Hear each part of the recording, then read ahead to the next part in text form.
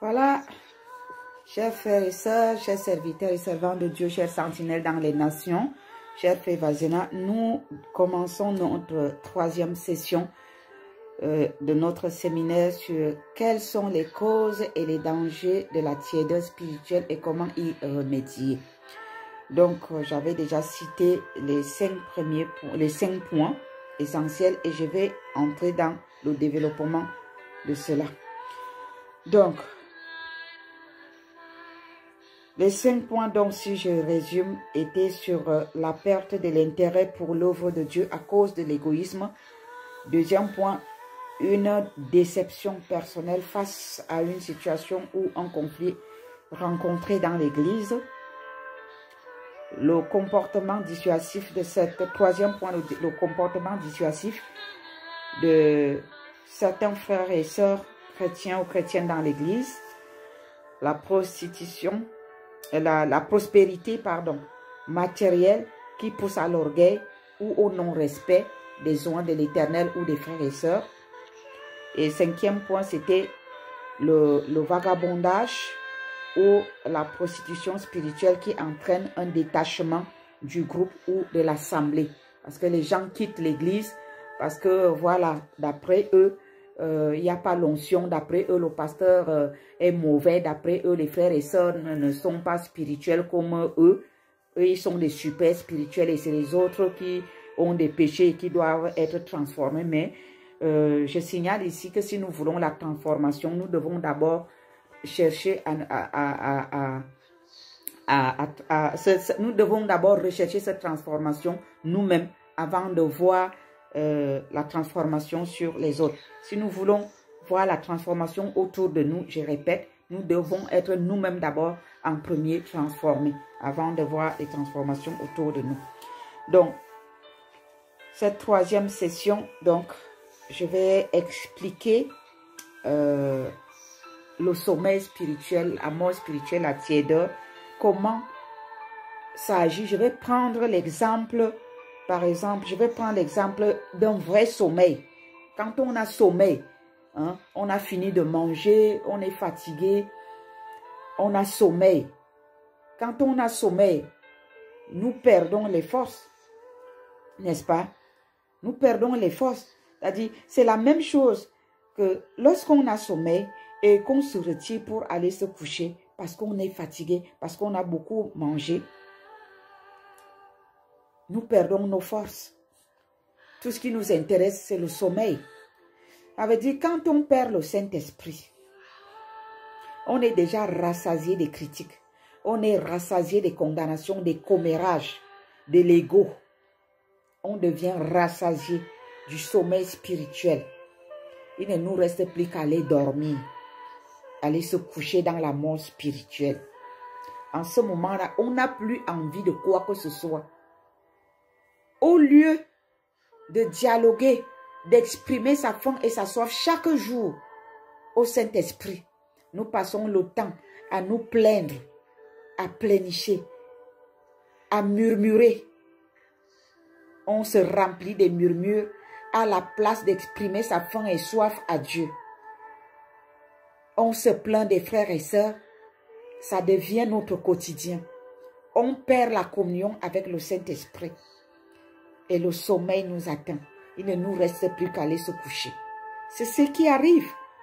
Les gens qui ont perdu le Saint-Esprit, qui se sont affaiblis à cause de leur comportement parce qu'ils ont ouvert les portes, certaines portes cachées que eux-mêmes ils oublient. Parce que c'est le Saint-Esprit qui nous révèle les choses cachées. Comme il n'est plus là, nous ne pouvons plus voir nos erreurs. Nous ne pouvons plus voir nos fautes, nos défaillances. Nous voyons seulement ce que les autres font. Et nous devenons pires même que eux. Et nous devenons fatigués. Par conséquent,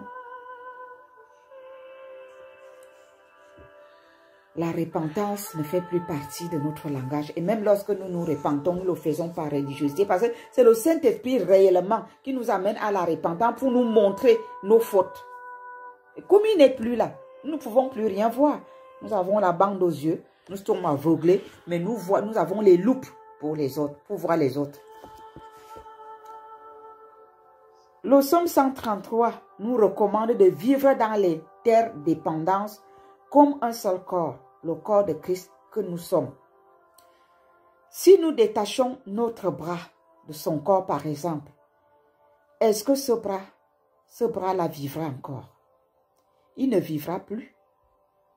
Parce que lui-même, il ne vivra plus par lui-même. Parce qu'il s'est détaché lui-même du corps. C'est ce qui nous arrive. Il y a des frères et sœurs qui se détachent carrément de là où Dieu les a placés. Et ils commencent à vagabonder à gauche, à droite. Ils ne sont attachés nulle part. Ils ont 36 000 églises et ils n'appartiennent à aucune. Ils sont coupés de tout. Ils sont partout et nulle part en même temps. Le psaume 133 nous dit que nous devons demeurer ensemble. C'est là où descend la bénédiction. Mais nous sommes donc ensemble avec qui? Aujourd'hui, nous sommes à gauche. Demain, nous sommes à droite. Après, demain, nous sommes en haut. Après, demain, nous sommes en bas. Mais nous sommes où? Dieu récompense la fidélité. Là où Dieu nous a placés, c'est là où l'ange viendra avec notre résolution, notre solution pour nous donner. Et quand l'ange, aujourd'hui tu cries ici, oh j'ai vraiment trouvé l'endroit qu'il me fallait, et j'ai vraiment trouvé l'endroit qu'il me fallait, je suis ici. L'ange, Dieu comprend que tu es là. Il envoie son ange. Le temps que l'ange se déplace avec la solution pour venir te trouver, tu es déjà en chemin pour un autre endroit. Attends, on n'est pas vagabond, on n'est pas dans la prostitution spirituelle pour quelqu'un, hein. On se détruit nous-mêmes. Ça, ce sont les choses qui nous amènent à la mort spirituelle. Il est bon de demeurer ensemble. C'est là où descend la bénédiction. Vous pensez que c'est facile de vivre quelque part, même dans notre propre maison? Est-ce que nos enfants, quand ils sont petits là, ils ont le choix? Même si tu les tapes, ils vont toujours revenir à la maison. Quand ils sont grands, ils sont déjà grands, ils sont indépendants. Eux aussi doivent élever leur famille, c'est normal, ils ont grandi. Ils ont reçu la semence qu'il leur fallait. Dieu veut que nous soyons dans l'interdépendance. C'est-à-dire, si tu vois ton frère et ta soeur qui fait quelque chose de mauvais, au lieu de critiquer, au lieu de le juger, prie pour la personne. Et toi-même aussi, si ton frère, ta soeur t'interpelle pour te dire, mon frère, ma soeur, ce que tu fais là n'est pas bien, ne le juge pas, ne le condamne pas, ne l'en veux pas. Ton frère, ta soeur veut de ton bien. Prie avec lui, ne le juge pas, ne le condamne pas, ne le rejette pas. Et vous aussi, frères et sœurs, quand vous voulez reprendre une sœur, un frère, reprenez la personne avec compassion, pas dans le jugement, pas dans la critique. Ça, ce sont des choses que le Saint-Esprit n'aime pas. Si vous le faites, il va se retirer. Il est très sensible. Et si vous constatez que le Saint-Esprit est loin, s'il vous plaît, faites la paix avec lui. Repentez-vous. Invitez-le à revenir. Il va revenir et ça va bien se passer. Ce n'est pas parce que vous criez haut et fort, ah j'ai le Saint-Esprit, vous priez en langue, que ça veut dire que le Saint-Esprit est là. Vous pouvez prier en langue, Dieu ne se répand pas de ses dons. La prière en langue est un don. Si Dieu t'a déjà donné le don de prier en langue, cela ne justifie pas la présence du Saint-Esprit en toi. Le Saint-Esprit peut être là, comme il peut ne pas être là. Amen. Mais ce qui est bon avec lui, c'est que quand tu reviens, tu l'appelles, il revient.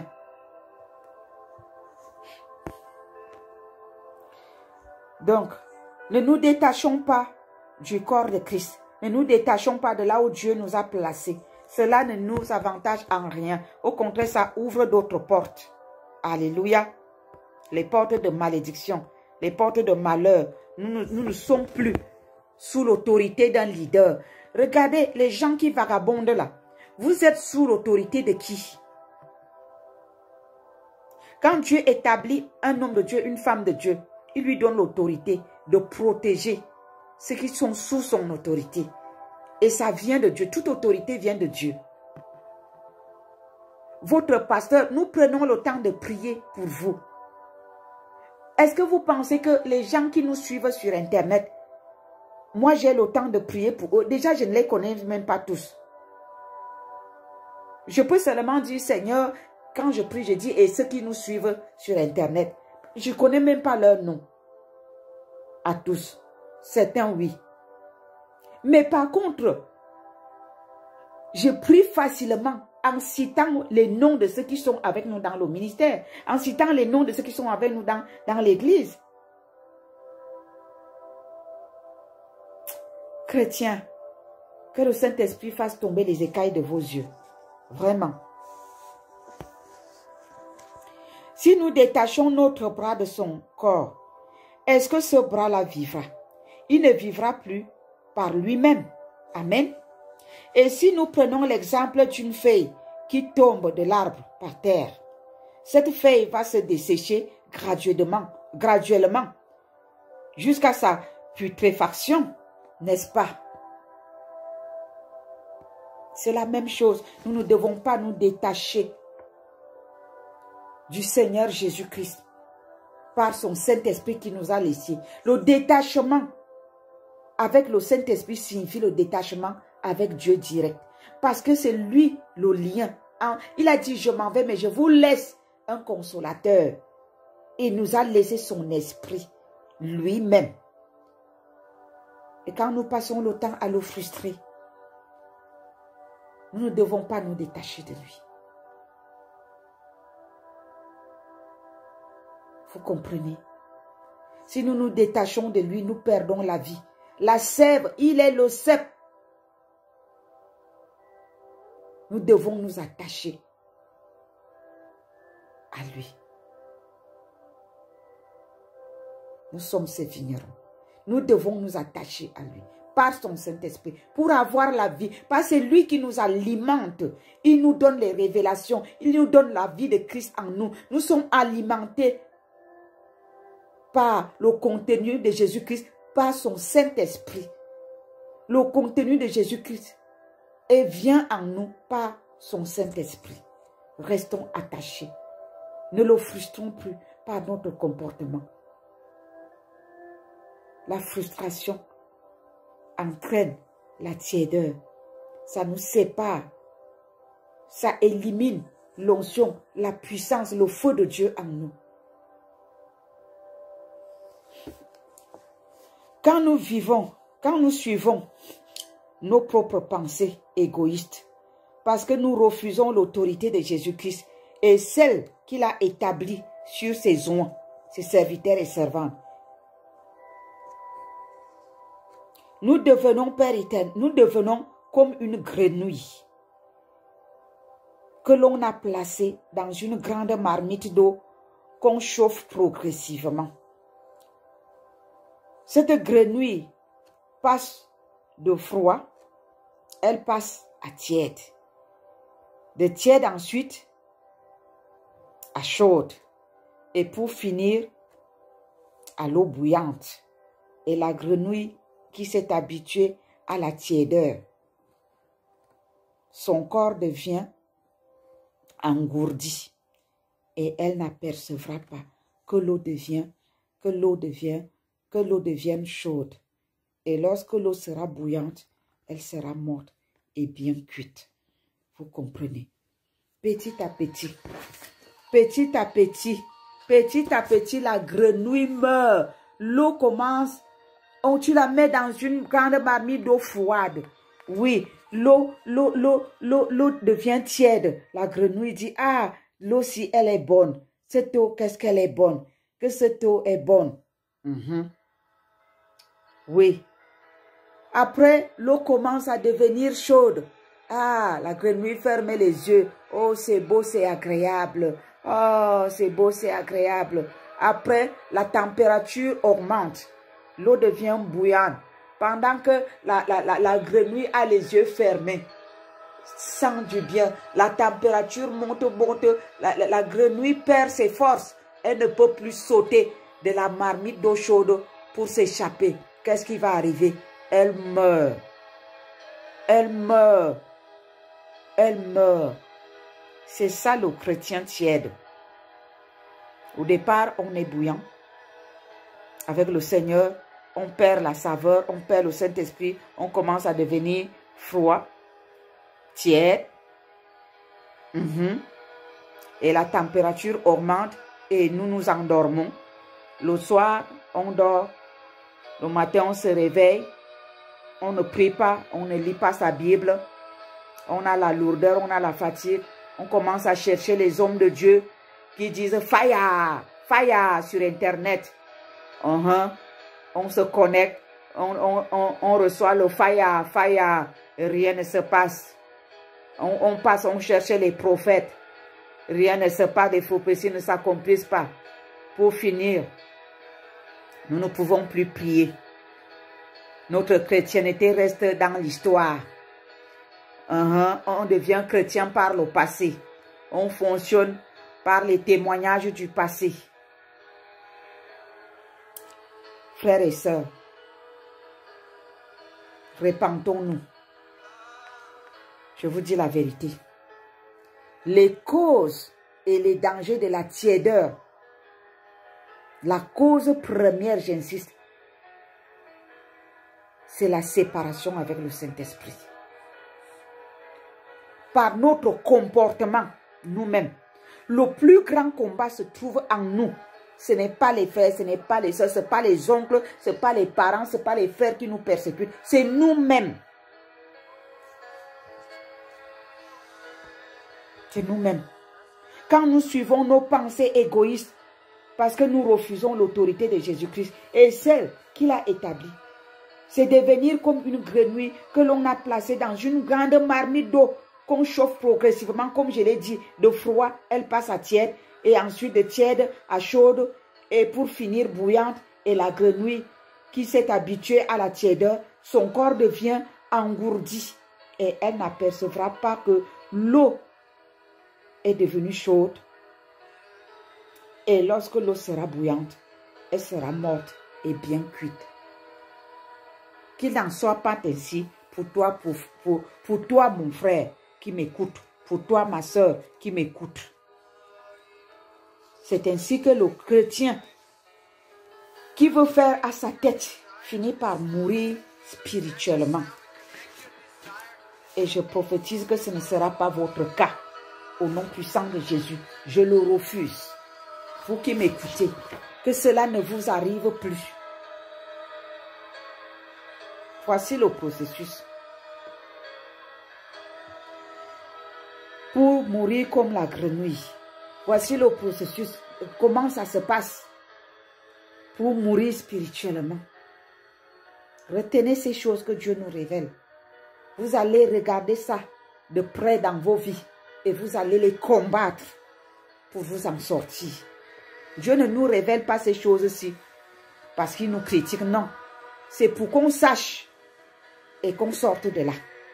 Voici donc le processus de la mort spirituelle. On rentre dans la rébellion graduelle. On devient inconsciemment orgueilleux. Alors, toutes sortes de péchés du passé, sans s'en rendre compte, refont surface dans notre vie. Vous comprenez? Et on se croit supérieur à tout le monde. Et on se croit super spirituel, plus que les leaders, plus que les frères et sœurs, plus que son pasteur, même voire mieux, plus que le Saint-Esprit. Et on se met à critiquer et à juger tout le monde au passage, car la crainte et l'amour de Dieu ont disparu de notre conscience. La tiédeur qui conduit à la mort spirituelle extermine la personne.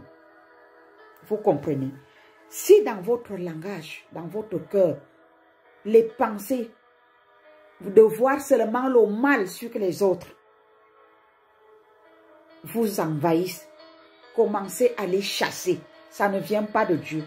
Oui, les gens font du mal autour de vous, c'est vrai. Mais toi, n'entre pas dans le jugement. Dis à Dieu, si tu me montres ce qu'ils sont là, montre-moi aussi ce que je suis. Et aide-moi à remédier à cela au nom de Jésus-Christ. Vous savez, il y a les personnes qui vont vous rappeler non pas ce que vous faites en bien, mais seulement ce que vous faites en mal. Ne soyez pas de cela. Si vous avez des enfants à la maison, quand ils font bien, appréciez-les. Il ne faut pas seulement leur rappeler le mal qu'ils font à la maison, comment ils cassent les assiettes, comment ils ne balayent pas leur chambre, comment ils ne lavent pas leurs habits, comment ils ne prennent pas leur douche à temps. Il faut aussi apprécier ces enfants. Quand ils viennent avec les bonnes notes à l'école, et leur dire c'est bien, j'apprécie. J'aimerais aussi que tu prennes soin de ta chambre. J'aimerais aussi que, après avoir mangé, que tu enlèves tes assiettes, ton plat à table. Il faut apprécier quand on fait du bien. Il ne faut pas seulement rappeler ce qui est mauvais. Amen. Deuxième point dans le processus de la mort spirituelle. Les mauvaises fréquentations, les loisirs malsains, le plaisir pour la mauvaise conduite. Parce qu'on prend plaisir. Quand je parle de mauvaise fréquentation, il y a des personnes qui disent, ah, mon ami est musulmane, mais c'est une bonne personne. Hein.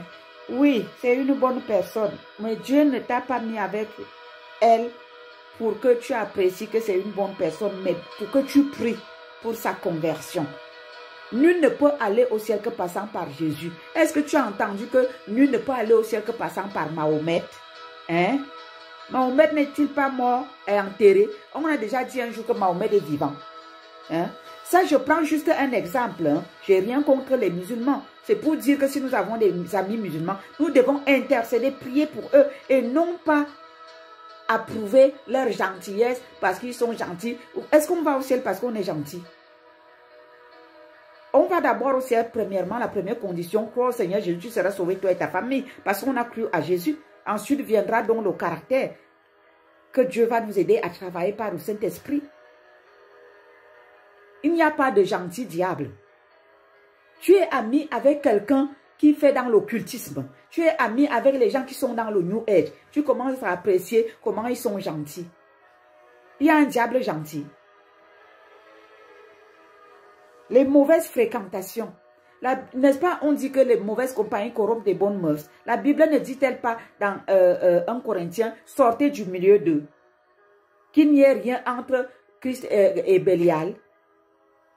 Vous fréquentez les gens qui sont dans les ténèbres. Au lieu de les amener Christ, vous avez tendance à aller apprécier leurs ténèbres. Ça, le Saint-Esprit s'enfuit tout de suite et te laisse dans ta compagnie seule. Les loisirs malsains. Oui. Ah, je m'en vais en discothèque parce que là-bas, je peux aller prêcher aussi l'évangile. Dieu t'a établi pour les discothèques. Tu n'es pas d'abord raffermi toi-même, mais tu veux aller en discothèque pour prêcher les gens. Ils vont te prêcher sur le lit d'adultère et de la fornication. C'est là où tu sauras qu'on ne s'amuse pas avec le diable. Les loisirs malsains. Tu vas voir des choses qui vont t'amener à régresser. Et tu penses entraîner le Saint-Esprit dans tes rêveries. Il va se retirer et tu vas mourir spirituellement. La personne qui nous maintient en vie, c'est la flamme du Saint-Esprit. C'est lui qui nous maintient en vie. Le plaisir pour la mauvaise conduite. Tu te conduis mal spirituellement. Les pasteurs t'interpellent. Les frères t'interpellent. Tout le monde t'interpelle. Mon frère, ma soeur, le chemin que tu entreprends là va t'amener à la perte de ton onction. Le chemin que tu entreprends là n'est pas bien. Tu donnes les raisons. On te reprend, tu te justifies. On te reprend, tu contraries. Le plaisir pour la mauvaise conduite.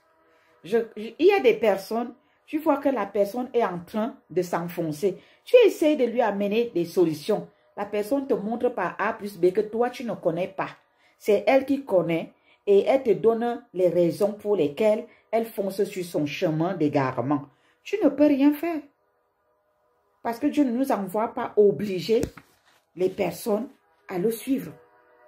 Tu vois ton frère, ta soeur, qui est en train de sombrer parce qu'il entre ou elle rentre dans l'activisme. Tu lui dis, mon frère, ma soeur, Dieu n'est pas un Dieu activiste. Attention, la personne va te montrer par A plus B qu'elle est indispensable dans ce qu'elle fait. malheureusement, personne n'est indispensable dans la vie. Le plaisir pour la mauvaise conduite. Séparons-nous de ça. Soyons enseignables. Acceptons les conseils des autres et mettons-les en pratique pour notre bien. La réjouissance pour les plaisirs de ce monde de ténèbres. Il y a des gens qui se réjouissent avec les plaisirs de ce monde. Tu as beau leur dire, les fêtes mondaines là, quand vous y allez, mettez les limites. Vous n'êtes pas comme eux. Ils vont te dire, ce sont mes amis, on ne va pas quand même se séparer de nous. Personne ne vous a demandé de se séparer de la famille de vos amis, mais d'avoir la sagesse, de savoir placer chaque chose, de savoir mettre chaque chose à sa place. Vous êtes chrétien. Vous avez le droit d'aller dans les fêtes de famille, dans les fêtes de vos amis. Mais quand vous arrivez là-bas, ne revêtez pas leur manteau. Gardez votre manteau. J'aime bien quand certaines personnes m'évitent avec certaines choses pour dire, oh, on préfère ne pas l'inviter. Nous, on ne pouvait pas t'inviter. Oui, c'est un bon témoignage. Ils savent que ça ne me convient pas. Je ne suis pas comme eux. Mais si tu t'accommodes avec les mondains, tu deviens mondain. Avec les chrétiens, tu deviens chrétien. Attention, un jour, tu risques de ne même plus être chrétienne et demeurer païenne ou païen. L'attitude des païens, des non-croyants, ne doit pas dominer sur nous. C'est nous qui devons dominer avec Christ sur ce qui n'est pas à sa gloire. Privilégier les avantages du royaume. Amen. Au milieu de là où nous sommes. Les paroles pleines d'amertume. Ça c'est autre chose. Les paroles pleines d'amertume. Il y a des personnes, quand tu parles avec eux, ils te disent, tel m'a fait ceci, mais moi je prie pour lui, je prie pour lui. Mais tu vois la personne qui te dit qu'il prie pour quelqu'un, tu vois comment l'amertume est remplie dans son cœur, selon son langage. Pour finir, la personne veut jouer au spirituel en disant, moi j'ai pardonné et je prie pour. Quand quelqu'un parle, tu peux savoir si la personne a pardonné ou pas. Si la personne prie réellement ou pas. Maudire quelqu'un dans ses prières n'est pas prier pour la personne. Quand tu as même pardonné et que tu pries, tu n'as même plus envie d'en parler parce que tu as peur de pécher avec ta langue. C'est ça que moi je veux vous dire ici. Nous tous, nous souffrons de notre passé, des choses que les gens nous ont fait, des blessures que nous avons reçues. Mais si nous restons attachés à ces blessures jour et nuit, en train de méditer dessus, en train de rappeler aux personnes qui nous ont blessés que oui, en 1903, tu m'avais blessé, en 2082, tu m'avais blessé, en 2022, tu m'as encore blessé. Et après, je me lève, je dis, mais je prie pour toi. Est-ce que réellement je prie? Je murmure, je ne prie pas. Amen.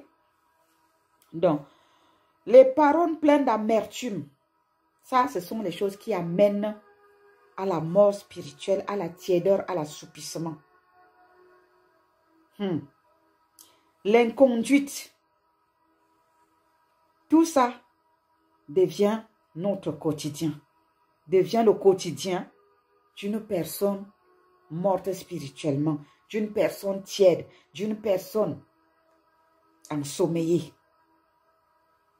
Donc, je reprends. Le processus de la tiédeur qui conduit à la mort spirituelle. Il y a les mauvaises fréquentations, les loisirs malsains, les plaisirs pour la mauvaise conduite. Les gens prennent plaisir à mal se comporter et n'acceptent pas les reproches ni les conseils qu'on leur donne. La réjouissance pour les plaisirs de ce monde de ténèbres. Les gens prennent plaisir à aller dans les fêtes du monde, à boire comme les gens du monde, à saouler même plus que les païens. Les paroles pleines d'amertume. Quelqu'un t'avait blessé. Les gens qui rappellent le passé aux autres. Ne soyons pas de ceux qui rappellent le passé négatif à d'autres.